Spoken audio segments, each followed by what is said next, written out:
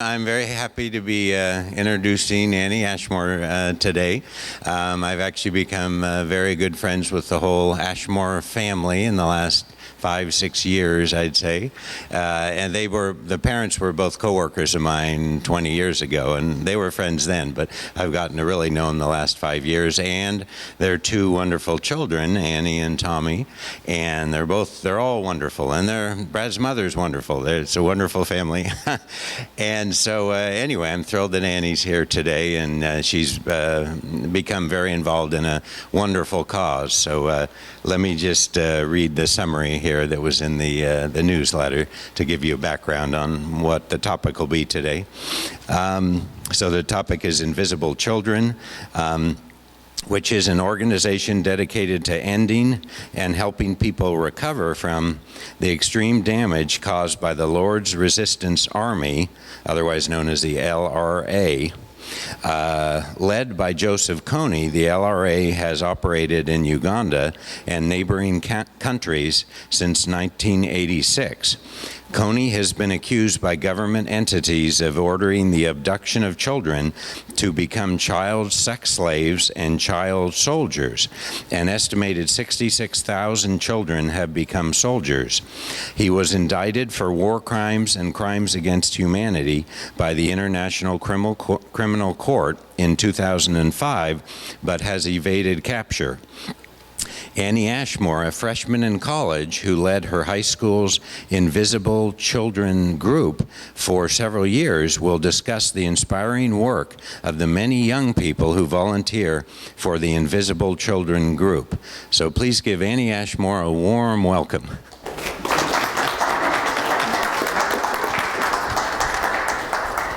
Thank you, Brian. Can everyone hear me okay? Great, well, let's get started. So I'm here today, just as Brian said, to talk about the organization Invisible Children, which is a nonprofit that started in about 2003. So today I have a few goals I want to cover in the presentation. I want to talk about the crisis in the Central African Republic, specifically the one that's being caused by Joseph Kony and the Lord's Resistance Army, or LRA. Also, if you hear me say CAR, that's Central African Republic. I want to talk about Invisible Children's specific mission, both their mission statement and their 4-part model. I want to talk about the progress that they've accomplished in the past few years and some misconceptions that people often have about Invisible Children. And I want to answer any questions that you guys have about Invisible Children or the human rights crisis in CAR. So I'm going to leave a lot of time for questions at the end. I also want to discuss how you guys can help contribute. So just a quick assessment, so I can see how much you guys know. This isn't a quiz or anything. It'll just help me see how much I need to brief you. So how many of you before today have heard about Invisible Children? Great, a lot of hands. How about Joseph Kony? Great. What about the video that came out in 2012 called Kony 2012? Okay, I see a few hands. What about the Lord's Resistance Army, LRA? Great, great. What about Jason Russell, the founder of Invisible Children? Okay, good. All right, the screen's blank because I was going to show a video, but I figured I can talk about the LRA by myself. So the LRA was started about 27 years ago. It started when a woman named Alice LaQuena claimed that she was receiving messages from spirits, and she basically claimed spiritual authority. And she started because she basically a large number of people were upset about the Ugandan government because it was very corrupt at the time. It's still pretty corrupt. It's got some problems still, but at the time it was very corrupt. And so she claimed spiritual authority and started a group of people who followed her spiritually against the Ugandan government. But then Joseph Kony, who is her cousin, came into power also claiming that he had spiritual authority. And so he combined these two very powerful motivators, both spiritual leading and political motivation, to start the LRA. The LRA, he began saying that it was ruled by the 10 Commandments of Christianity, but then he proceeded to break every one of them as he began abducting child soldiers when he couldn't gain membership because he lost political support very quickly. He also began committing countless war crimes, including mutilation, kidnapping, displacing about 600,000 people in the affected areas. He operated in northern Uganda, specifically against a tribe of people called the Acholi, but he was pushed out of northern Uganda a few years ago and has since moved to the Central African Republic, which he's taking advantage of the chaos that's ensuing there to avoid capture. So it's a very tricky situation, and he's using the clash between Christians and Muslims there to hide and evade capture. Like Brian said in the introduction, he was indicted by the International Criminal Court, who has since still been trying to prosecute him for all of his actions. The LRA is at an estimated 250 fighters right now, which is the lowest that it's been in a very long time, due to the efforts of Invisible Children and local governments. And we've made quite a bit of progress trying to get the child soldiers who are in the Lord's Resistance Army to escape and be rehabilitated. So, just a quick look at what Invisible Children is and does. Here's their mission statement. Invisible Children exists to bring a permanent end to the atrocities of the Lord's Resistance Army. So that's basically, in a nutshell, what they're trying to do. They're trying to permanently bring the LRA to zero. They also have been reviewed by the third-party organization Charity Navigator, and they're a nonprofit. They're basically the go-to organization for information about how credible nonprofits are. Charity Navigator recently reviewed them and gave them a 4 out of 4 star review, saying that they're very transparent, they use their funds wisely, and they're just overall a really good organization.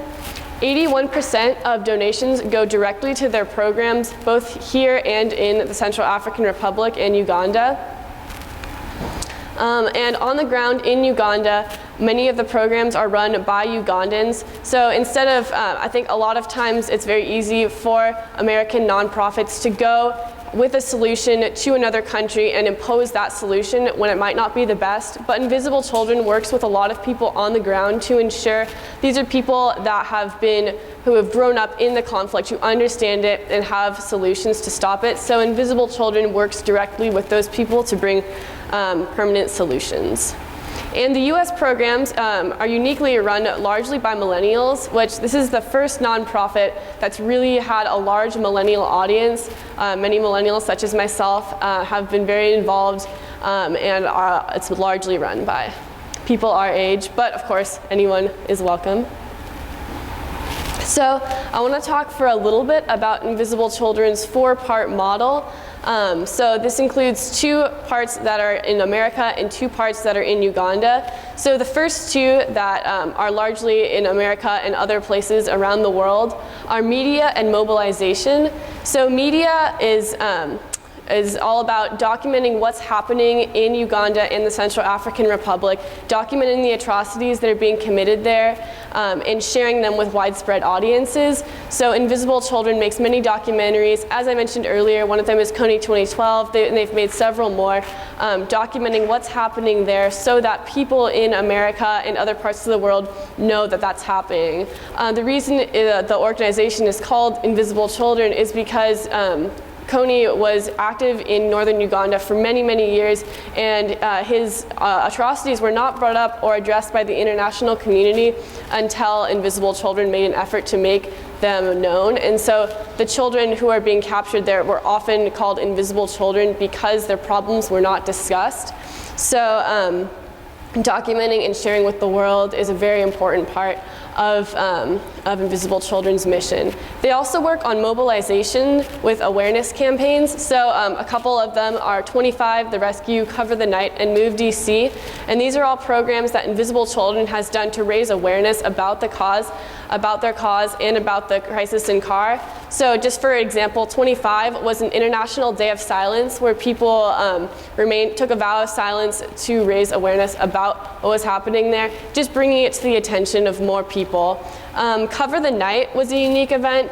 Following the video Kony 2012, which was Invisible Children's last video that they put out, it was the most viral video in history, and part of part of their mission was telling people to put Kony's face everywhere, to cover the night.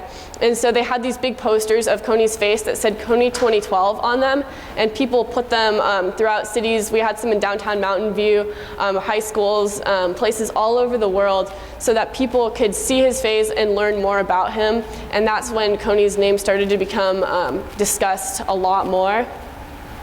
So that's really important. So the second part of the 4-part model are protection and recovery. These are the programs that we're working on in Uganda and CAR.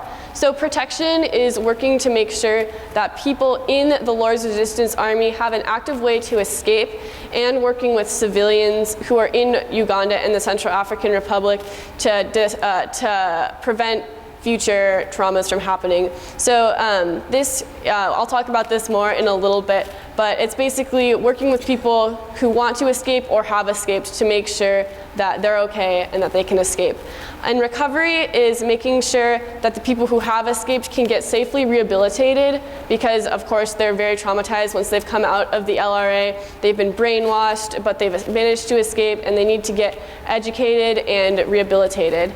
Also making sure that everyone who escapes and communities that have been affected by the LRA can be educated and have economic recovery, because as I said before, many communities have been displaced and very hurt economically by the LRA that pillages many villages in the Central African Republic. So making sure that these people have an active way to regrow their communities. So we have made huge progress in the last few months. I made this PowerPoint probably a couple weeks ago, and the numbers have already changed. So 58 people have escaped from the LRA and are being rehabilitated. The number is now around 72 because a huge group of people just escaped, so that's just great news. 2 LRA top commanders have been captured. So if you think of the LRA, you can think of it as a pyramid where Kony's at the top giving orders, and then there are more top commanders who are giving orders, and there's different groups of people kind of in satellite groups around the LRA. And 2 of the 5 top commanders have recently been captured, and they've been cooperating with the US and Ugandan governments to send messages to the troops telling people to escape from the LRA. So that's just been wonderful. 89% of recent escapees cite invisible children's efforts as their primary motivation to escape. So I'll talk more about these coming home messages in a little bit, but the number is actually 93% now, since the recent group who escaped used the coming home messages to escape. But that's just a great number that shows that our programs have been working. 37 rural Central African communities have been linked into the Early Warning Radio Network. So I'll talk more about the Early Warning Radio Network in a bit, but basically what it is Invisible Children has set up radio towers throughout rural communities in CAR to make sure that people can be warned in a sufficient amount of time. If there's LRA activity reported nearby, the communities can be warned and prepare. There have been huge lobbying, successes in the US, European Union, and African Union recently, especially in America, because young people have been using their voices and standing up for what they believe in. And I'll talk more about those successes in a little bit, but they have been huge. The Rewards for Justice Act specifically has been a huge effort that Invisible Children worked with to achieve recently. And basically what it was it puts a bounty on Joseph Kony, a $5 million bounty, so that gives a monetary incentive for people in CAR to bring him to justice. So that's been really important, and Invisible Children fought for that for a long time, and that was introduced into the US government in 2005. So I'll just talk really briefly about my personal Invisible Children journey. So I became hooked in 2009 when I was a freshman in high school, and I joined the Schools for Schools Club. And it's a great organization that pairs local high schools with high schools in northern Uganda, and it helps build them. And so we raise lots of money for KO Secondary School. There's a picture of it there.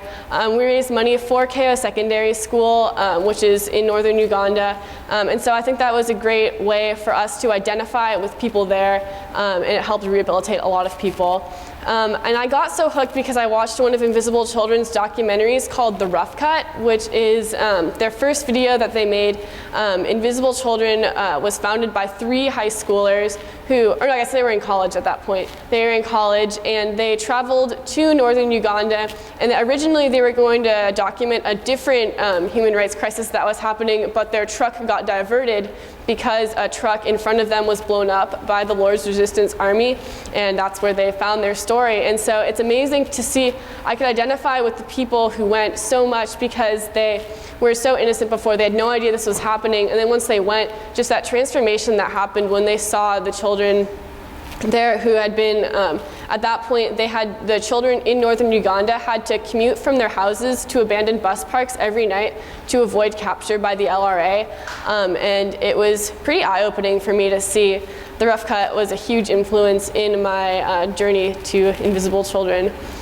So I was so inspired that in 2011 I became the president of Invisible Children, our high school's Schools for Schools club, in 2011, and we worked with KO Secondary. We raised, I'm not sure what the total number was, but it was a couple $1,000s for them over the next couple of years.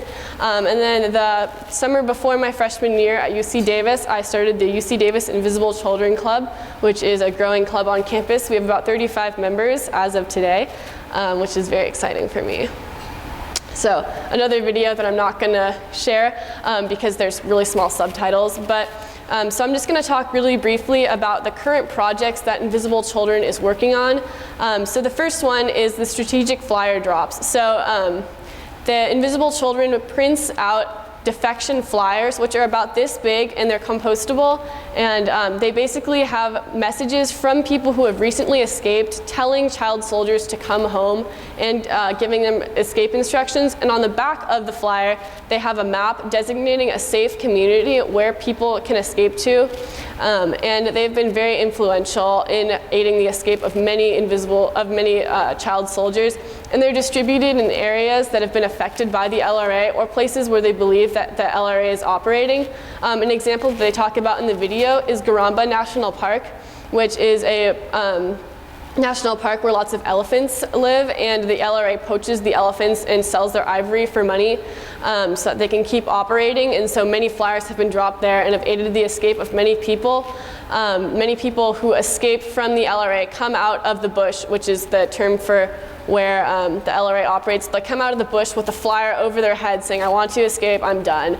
And so those flyers have been really influential for a lot of people. Some other ways that we're helping the members of the LRA escape are having the safe defection sites. As I mentioned earlier, these communities Invisible Children works with some communities to make sure that they're safe. They're protected by lots of people to make sure that the LRA doesn't invade them, but they're places where members of the LRA are accepted so that they can, so that once someone's escaped, they have a place to go to so that they can be relocated, then they can be rehabilitated. The last one is the Early Morning Radio Network, which I talked about a little bit before, but basically these radio towers are set up to make sure that communities know the LRA's whereabouts so that they can be protected. So the current projects for rehabilitation, Center Alikia is one of the newest Invisible Children's successes. It's a rehabilitation center in Uganda where people can go because when people have escaped from the LRA, they're often very traumatized, and their children. And so this is a place for them to get rehabilitated. It also provides them with job training so that people who have escaped can sustain themselves once they have been rehabilitated. And we've seen great success with the rehabilitation. Invisible Children is one of the first groups to document nodding syndrome, which is a form of PTSD that many child soldiers express once they escape from the LRA, and they've been at the forefront of making rehabilitation and cures for nodding syndrome because of Center Alikia. MEND is a similar option for women who have been directly affected by the LRA. It offers counseling and job opportunities for these women. They're trained as seamstresses and make bags and clutches and things like that, and they're sold in America, and the profits go back directly to the women who made the bag, and a little bit of the profit also goes to expanding the MEND base. And so that's been really influential to a lot of women because it offers group counseling and job stability. Education is also so important. Invisible Children has worked to provide scholarships and mentorships for many people in the Central African Republic because we believe that education is the most important tool for fighting against the LRA. Many people, in the rough cut, there's a guy named Jacob who escaped from the LRA, and because he was wanted by name by the LRA, he had to hide in an abandoned bus park every night, as I mentioned a little bit earlier. And when they filmed him, he was about 6 years old, and his dream was to become a lawyer. And it was just really sad seeing him just in this extreme poverty, but he had this big dream, and it was really sad because you could see that he had all this potential, but he wasn't going to be able to achieve it the way he was now. But Invisible Children worked to end the night commuting, and they also provided him a scholarship and mentorship, and he's now in his first year of law school, so that's huge progress. And that's worked for a lot of other people too. So current projects in the US, as I mentioned before, Schools for Schools, partnering local high schools with communities in the Central African Republic to provide education for future leaders. Lobbying has been huge. We've been stirring people here to make sure that our voice is heard, talking to local government. I've met with Anna Eshu many times to make my voice heard, and it's been very influential. Recently, our big success was the U.S. military defense group met, and they agreed to dedicate $50 million for the next 3 years for surveillance in the Central African Republic.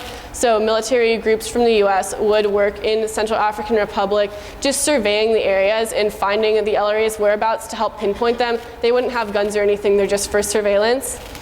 So that's been really a huge success for us.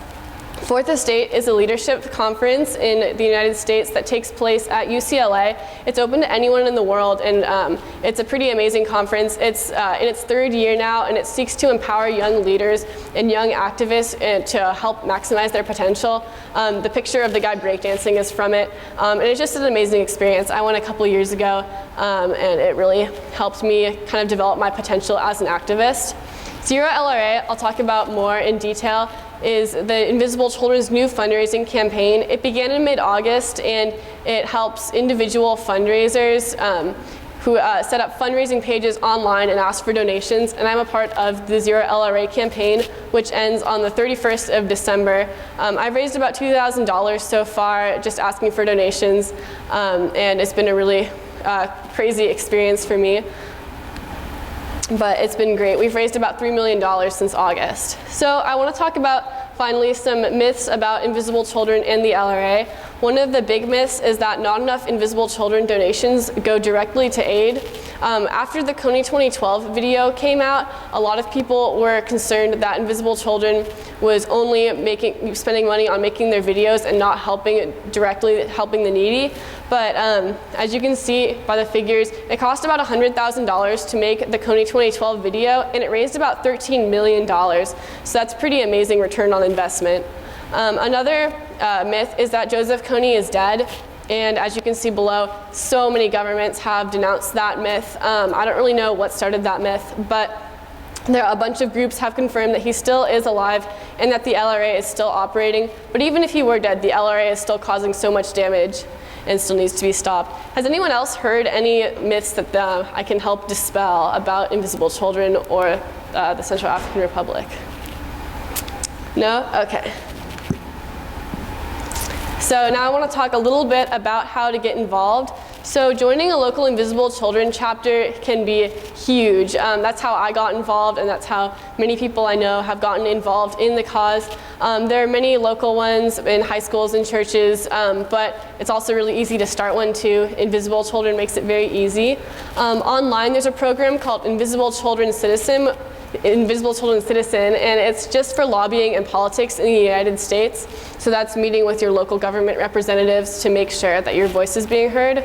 Getting informed through credible sources is extremely important because I can't tell you how many times people have come up to me and said like, oh, I don't support invisible children because, and then they'll just say like something that's just completely not true. And it's because people get their information from blogs and other sources that are not credible. So making sure that you're getting your sources from Invisible Children or BBC or other credible sources is really important.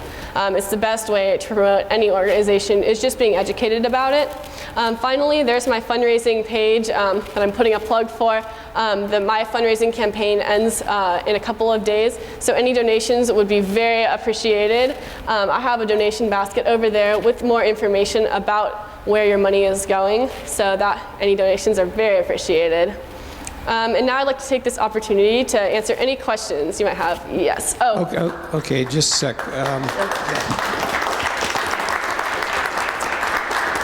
Thank you. So for those of you that aren't familiar, hold the mic like this. That's why we have this gadget here. That helps point it directly to your mouth, okay? I would try to follow the hands that went up in order. I don't know, Sandy's here, maybe she can help me track the hands that went up. Also, we tend to give preference to people who haven't spoken over those who have already asked questions so we can get to everybody. Okay?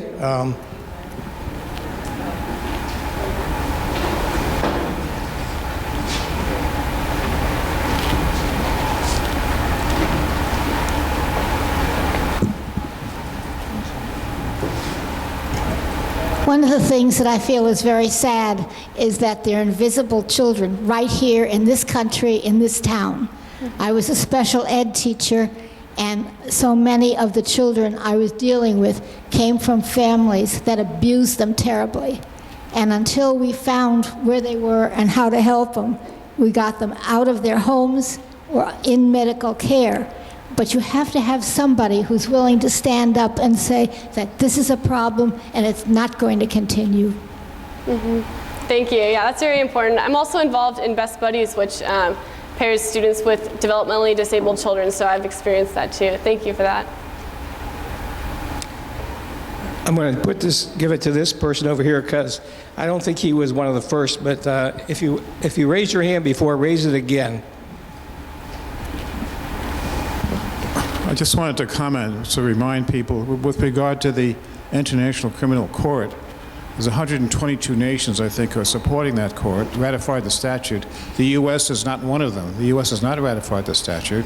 Bill Clinton signed on, and George Bush Jr. unsigned. The Senate has not ratified it. It's not even up for discussion in Congress. And almost all the U.S. closest allies have supported the court. Canada, all the nations of the European Union, Japan, Australia, but the U.S. has not said. Also, Russia and China have not ratified it either. That's absolutely correct, yeah. So if you guys couldn't hear him, he is saying that the U.S. has not recognized the International Criminal Court as a legitimate organization, which is a sad but true fact. Unfortunately, one of the main reasons that the U.S. does not recognize the International Criminal Court is that they're afraid that if they recognize it, then a lot of the U.S. generals who have committed war crimes will be tried, and as long as they don't recognize it, then people won't be tried who deserve to be tried. So that's really unfortunate, but true, yeah. Hi, Annie. Thanks for a great talk. I was wondering if Kony is ever caught, or they surround all of his army and everyone's captured and helped. Has there been any discussion? Because there's this wonderful group now, what the group could work on if he's ever captured. And also, I was wondering if there's any time at the end of the hour. Do you have those videos with you, or if there's time, you could play the videos if you want to, but only if there's time. Thanks. Sure, yeah, I can see if I can play the videos on here, but that's a great question. So right now there's about 600,000 people who have been displaced by the Lord's Resistance Army, and so I think Invisible Children at that point would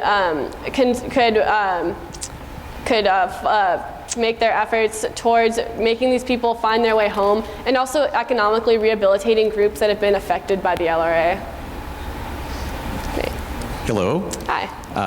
Last month, my wife and I saw a full-length documentary feature that was based on child soldiers that were taken from Côte d'Ivoire, Ivory Coast, and it was very compelling. And that led me to wonder. That brings me to my question: does Invisible Children work with any organizations that have similar missions? That's a good question. I'm not entirely sure. I know they work with organizations that are based in Uganda, but and they also work to promote other nonprofit organizations. Like at the Fourth Estate Leadership Summit, they represented a lot of other nonprofits that aren't necessarily connected with Invisible Children. Like if you've heard of To Write Love on Her Arms or other organizations that work in America, they partner with those organizations. But I know they also partner with Sevenly, if you've heard of them. But I'm not sure about organizations in the U.S. that specifically help child soldiers. I can double check on that though. She became involved with Okay. I was wondering if how much the recent conflicts in the Central African Republic have impacted your work, or if you had safe places there. So I think that's what you said. You had radio places, villages there, whether they've been had to go out of business or whether they're still operating or what's happening there. Yeah, that's a good question. So Kony is taking advantage of the conflict that's happening there right now, but luckily all of the safe communities in the Central African Republic are very well protected right as of now. So there have been no impacts to the safe communities, but of course the ensuing chaos has made it harder to pinpoint Kony's location safely. Thank you.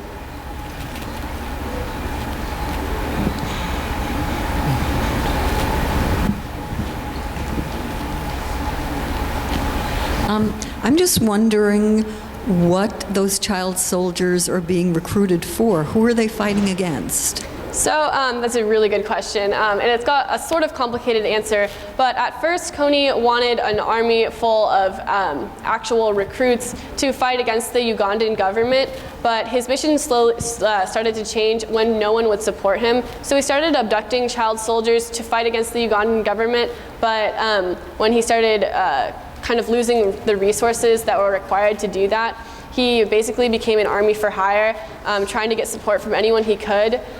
So for a while, he was backed by someone in the Sudan, but eventually the Sudanese stopped supporting him, and he moved into Central Africa because at that point, he was only motivated by personal gain because no one would hire him. So right now, there isn't really a purpose of the Lord's Resistance Army. They basically exist to sustain the top commanders. Hi, Annie. I'm Andrea Dory, and I wondered if you investigated this source of the ideas of this fellow who thinks that children should be treated this way. What is the rationale? Of Joseph Kony?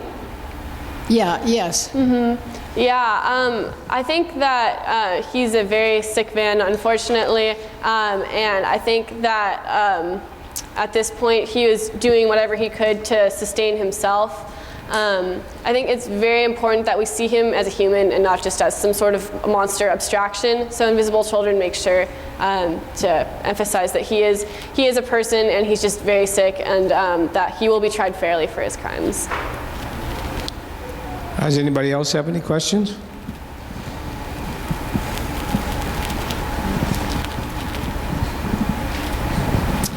I had a couple questions that I hear from other people that I think would be interesting for you to address for the group. Mm-hmm. The first is simply, why hasn't Joseph Kony been caught? Because it seems like his evil activities have gone on for many, many years, and in this time of advanced communication systems and Google Maps and surveillance and all the efforts put forward by Invisible Children, it's pretty astonishing in some respects to people that he hasn't been caught. Yeah. The second question, I think you want the mic back, is what role has the U.S. government played in recent years? For example, does the U.S. currently have troops on the ground? How has the government been influenced by campaigns through Invisible Children to assist both in Uganda and CAR? Okay, those are both really good questions, and I get asked those a lot too. So Kony hasn't been caught. There are basically 3 reasons why he hasn't been caught. The first one is that the region that he operates in is very dense forest. If you looked at it from a satellite, you would just see green. There's no open space whatsoever. It's very hard to navigate throughout the Central African Republic for that reason. It also comes down to government. A lot of times Joseph Kony operates in areas that are disputed regions that no government can have claim to, so no government is responsible for capturing him. So that's a very smart move on his part. Another reason, it comes down to money. Which is, it's hard to fund surveillance there when there isn't any attention for it. But luckily, moving on to our second question, it's a good segue. The US government, due to efforts put by Invisible Children, they have been putting a lot of money towards putting troops on the ground there, not troops with guns, but just surveillance troops to help pinpoint his location. The LRA also, people might not know this, but they operate in satellite groups, so it's not like one main Lord's Resistance army. There's a group with Kony, but then there are also lots of groups that are spaced out throughout the Central African Republic. So it's not a matter of like capturing the Lord's Resistance army. You have to make sure to capture each individual troop. But capturing the group with Kony in it would, of course, be really good because that's the group that orders them to do everything, and they communicate via radio. So the U.S. government has done, the U.S. government has done a lot in recent years due to Invisible Children's lobbying. Recently, Invisible Children started a petition, a big letter to Obama telling him, urging Obama and the U.S. Defense Committee to put more effort into capturing Kony, and we got a huge number of signatures from Congress to do that because Invisible Children was calling, writing letters, doing things like that. Hi, I first had a comment. We had a speaker a couple months ago discussing, I think it was a nonviolent peace force, and apparently child soldiers, kidnapping child as soldiers is not that uncommon. She was talking about negotiating with one of the armies to release recently kidnapped children. My question was, I was wondering, where are they getting their funding? Okay, that's a good question. So for a while they were funded by different governments. They were funded by basically a rich guy in Sudan for a while, but when he stopped funding them, one major thing, as I talked about earlier, is they poach elephants and sell the ivory. So targeting places where elephants are in order to get money has been a huge thing for them. A lot of times they also, in recent years, they've tried to organize peace conferences. So if you look on YouTube, there are actually interviews with Joseph Kony because in 2005 they organized peace talks with him, and at that time a lot of his troops were taken in and well fed and everything, and they just used the opportunity to get a lot of supplies and then basically run away and keep doing what they were doing. And so a lot of times they organize peace talks to regroup so that they can continue ensuing chaos. So organizing peace talks, poaching elephants, and they also loot villages too. What ages of children, and do they just choose boys or girls or what? So it's a huge age range, but it's usually young children from ages like probably 4 to 13, very young people because they're the most influential. They brainwash them. And the boys usually end up fighting and the women are kept as sex slaves. Anybody else have questions? Didn't spot you if you raised your hand. I'm wondering if the children are accepting Kony's propaganda and how they feel about having been recruited. Oh yeah, that's a good question. So a lot of times they're brainwashed by killing. So a lot of times people are kidnapped in families, and so they'll say like, if you don't kill your brother, then we'll kill you. And so that culture of killing has been huge in brainwashing the children. So just having them witness violence on a daily basis has made a lot of children brainwashed into killing too. But if they still won't buy into his propaganda, they'll just be killed. Well, which groups are blogging against your work? Oh. This is sort of counterproductive. It's just... Yeah, so there was a recent controversy against Invisible Children after Kony 2012 came out people were very confused because the message, people criticized the video for being a little oversimplified, which to some extent is true. It was a little bit oversimplified because they tried to fit the entire story of Kony and the LRA into a half-hour video, but that was just because they wanted people to be interested and watch it. So the message got confused very quickly, and Invisible Children only expected about 1 million views, but it in fact became the most viral video in history and gained like 20 million views in a day. So their website was flooded, their website went down because it was flooded, and people were very confused, and they became very quickly very skeptical. And that's when these blog posts came out, when people were saying, oh, I don't think Invisible Children is doing good at all, because people were just very confused and blindly skeptical. So that's why I was talking about earlier how it's really important to get your information from credible sources, because people just got very confused and started accepting information from wrong sources. At one point you mentioned, and I can't remember the name, but it was a special kind of PTSD. Oh, nodding syndrome, yeah. Can you explain a little more what that is? Oh man, I don't know 100% what it is, but it's, I think once children are liberated from the army, a lot of times they have nodding syndrome, and I kind of forget what it is, but it's, I think it occurs in mostly young children, and it's just a form of very severe PTSD, I think. So they're working to combat that. Anybody else have any questions? You haven't spotted you. So I had a question. Oh, excuse me.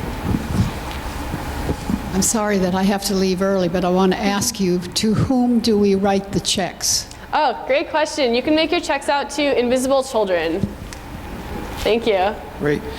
You know, the group is so small. This is my question. The group is so small now, it's kind of like a little mafia. So the question is scattered around lots. So it's really a police problem, not a military problem in a sense, right? Yeah. So I'm trying to figure out why it is that the government itself can't police these folks. Yeah, unfortunately, the government in Central Africa is so weak, and they have their hands full with the crisis right now. Christians and Muslims are clashing right now, and so Kony's very strategically placed in the Central African Republic so that no one will pay attention to him. He's hoping that the international community will forget about him. Yeah, I was wondering how long children have been rescued, and and if you can give if you had some idea of how successful the rehabilitation is, how long it takes, and how long have they been back in society, and do we have can we judge that? That's a really good question. So the children Kony's been operating for about 27 years, I think, and people have just started to get the courage to come home because of Invisible Children's efforts since about 2005, I believe.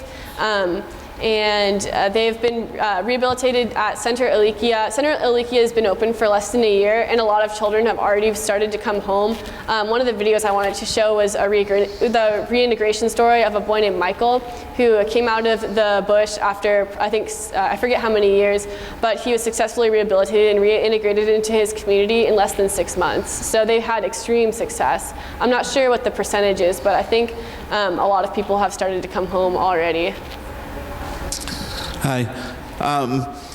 In my entire life, I've been hearing stories coming out of Africa, about mass slaughtering and other types of, behavior that's bizarre to the point that's beyond the imagination of the civilized world. And I was just and this is, one example of many that continues to go on that continent. And I was just wondering if you had any thoughts about what people could do to fix the continent, the mentality, or where all this is coming from, in general.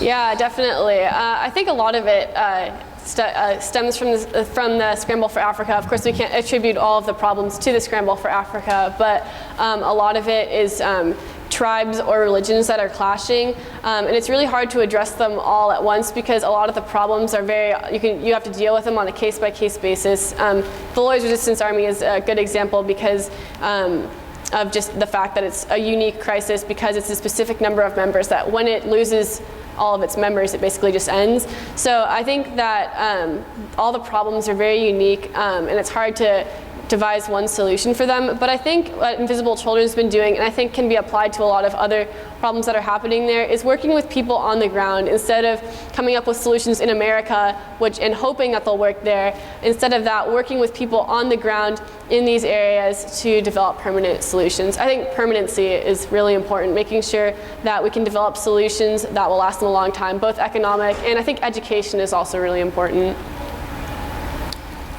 You might have answered it, but the children being stole, does it have a tribal component to it? Originally they did. Kony was kidnapping children specifically from the Acholi tribe, but now he kidnaps them from villages that they pillage for supplies. Any more questions? I'll see if I can get the videos working, but I'm not entirely sure. Okay, we'll have to bring a mic over because we don't have the connection, the direct connection. Yeah, the reason I didn't play them here, I'll play the one about the strategic. I'll see if I can play the one about the strategic flyer drops. I saw an ominous media unavailable sign earlier, so hopefully it'll work, but we'll see. So this is the one explaining just in a brief detail about the flyer drops and how they work. Whoops, oh my goodness. Okay. Let's see. Oh, it says QuickTime not available. Yeah, we don't have QuickTime, I don't think, on the computer, right? Yeah. That's an Apple product, right? Yeah, if I plugged it into my Mac, it might work, but maybe we can get it up and running in a little bit. I'm not sure, though.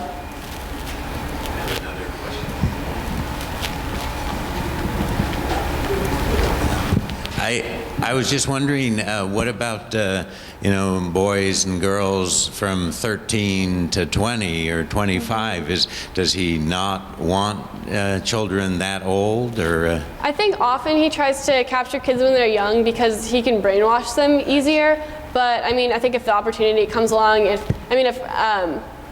I'm sure if someone volunteered to join, he would accept them, but I don't think they're actively seeking volunteers. But I think the younger children, he's more seeking them because they're easier to brainwash.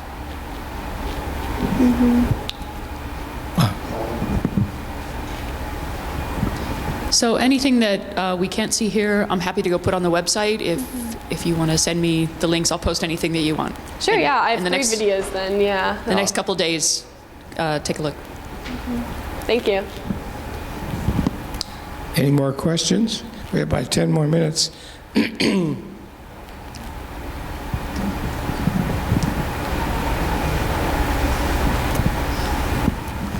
What happened to the children when they grow up? Oh, when they grow up? Well, a lot of times at that point, they're so brainwashed that they just stay in the Lord's Resistance Army. So a lot of people who escape, who have been escaping, are actually full-grown adults. Like, I had a picture here. The guy on the bottom right corner, his name is Apondo, and he's a total adult. He escaped after, I think, 17 years. And a lot of times, people stop trying to escape just because it's so demoralizing being there that they don't see escape as an option. But with Invisible Children's programs, people have been starting to escape. So a lot of times they just stay in the Army until they realize that they should try to escape. I just want to make some general remark about the issue of having the International Criminal Court and the whole idea of a rule of law for the planet that holds individuals accountable for their actions. Yeah. Where we don't hold a nation accountable, hold individuals accountable. And before we had the International Criminal Court, people talk about negotiations and being friendly and being peaceful and so on. We need to have peaceful relationships and try to resolve our differences peacefully. Yes, but we also need to hold people accountable when they commit crimes against humanity. And so this is an important development. I'm glad to see that this combination of trying to help the children on the one hand and holding these people accountable on the other is a very important combination. So I like your whole approach. Oh, thanks. Yeah, Invisible Children has been a strong supporter of the ICC for a while. One of the founders, Luis Moreno Ocampo, actually spoke at the most recent Fourth Estate because we've been so supportive of them.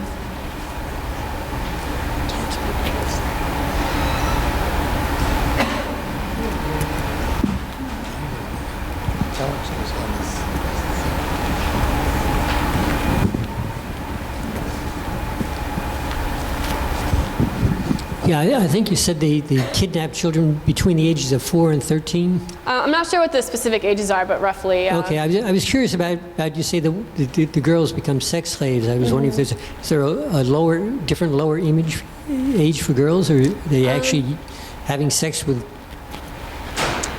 small children?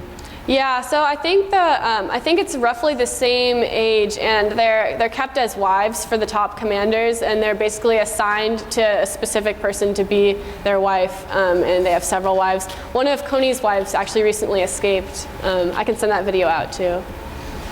Thank you.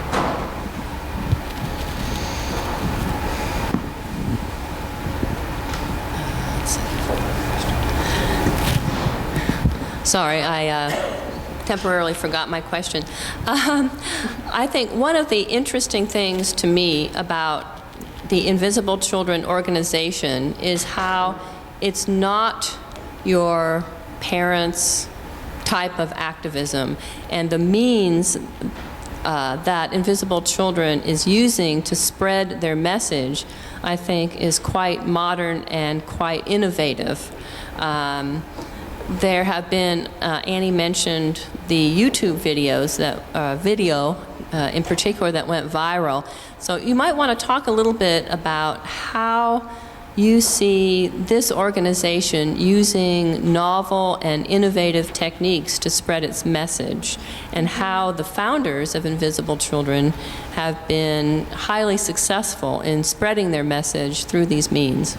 Yeah, critics of Invisible Children would say that they encourage slacktivism, which is the idea that sharing a video or liking a video is doing a lot of good. But so Invisible Children, part of their media campaign is documenting the atrocities that are being committed and publishing them. And so they put a lot of their videos on YouTube and encourage people to share them, just to get the word out. And so a lot of people who support Invisible Children are simply just getting educated and spreading the word.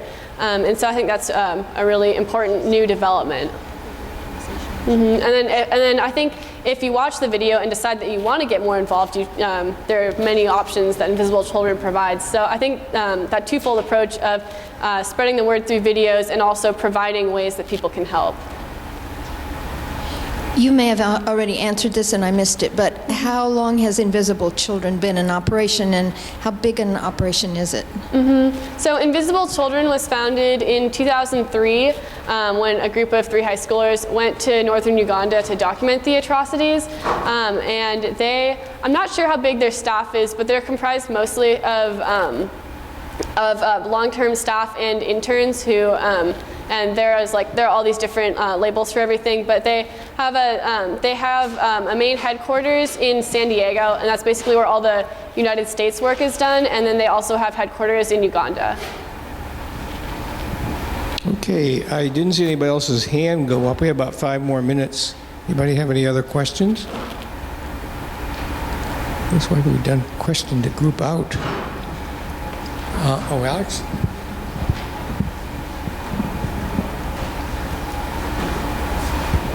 A little off topic, but I was wondering about your T-shirt. What is that? Oh, yeah. This is one of Invisible Children's shirts, and it's got, it says, "Invisible Children, our liberty is bound together," because one of the big focuses of Invisible Children is thinking local and acting globally. So this idea of a global community, Invisible Children stresses that a lot, making sure that because I think a lot of times it's easy to make the concept of problems in Africa a big abstraction that's too hard to solve. So I think the idea that it's kind of stressing the idea that we're a global community, that we need to help each other. Okay, one more pass about questions. Okay, well, I guess we may just end a little earlier today. I'll make an announcement when the food is available. If everybody rushes up, oh, wait a minute, it looks like we have a question. If everyone rushes up now, it's not a good thing because it messes things up. I just wanted to say how impressive it was that you rattled all that off without seeming to look at anything. You must have said this a lot. Thanks, yeah. So thank you very much for your wonderful talk. Well, thank you for being such a good audience.